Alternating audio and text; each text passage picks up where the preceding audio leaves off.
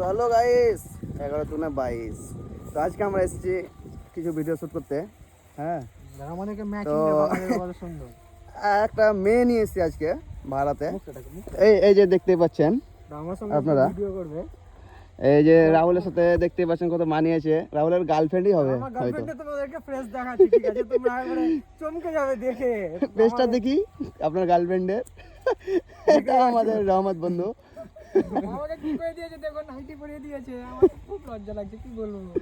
তো কিরকম লাগছে কমেন্টে জানাবেন।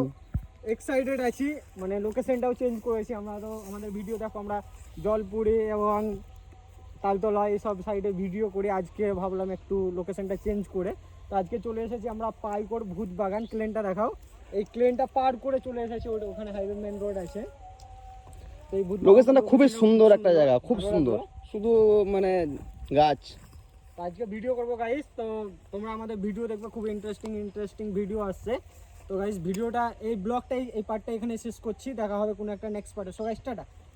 আর রহমত কেমন লাগছে একটু অবশ্যই কমেন্টে জানাবেন। So guys tata.